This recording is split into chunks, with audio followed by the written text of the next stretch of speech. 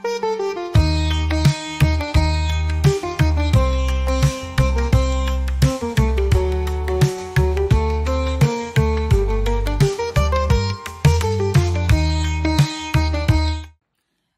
तालुक्यातील भिंगारी परिसरात मध्यरात्री एक अनाकलनीय घटना घडली आहे। कांदेवाडी येथील एका डबेवाल्याची सुमारे 1,40,000 रुपयांची दुचाकी गायब झाली। पहाटेपर्यंत सगळं शांत होतं, मात्र सकाळी ग्रामस्थांच्या नजरेस जे आलं त्याने सगळ्यांनाच धक्का दिला। गावाजवळील नदीत तीच गायब झालेली दुचाकी पडलेली दिसली।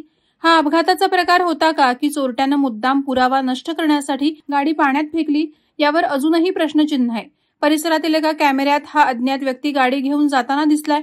त्यानंतर तो गायब झाला। गाडी मात्र नदीत टाकलेली सापडली। गावकऱ्यांनी तातडीनं एकत्र येऊन ती पाण्यातून बाहेर काढली। हा सर्व प्रकार करून चोरटा इतक्या सहजपणे पसार कसा झाला? वाहन नदीत फेकण्यामागे फक्त चोरी लपवण्याचा हेतू होता की काही वेगळं गूढ आहे, असे सवाल आता उपस्थित होत आहेत। यामुळे गावकऱ्यांच्या सुरक्षेवर गंभीर प्रश्न निर्माण होत आहेत। ग्रामस्थांनी चोरट्याचा शोध सुरू केला असला तरी अजूनही कोणताही ठोस धागा सापडलेला नाही। गावात आज तागायत हा विषय चर्चेचा असून प्रत्येक जण आपापल्या अंदाजानं या घटनेचा उलगडा करण्याचा प्रयत्न करत आहे।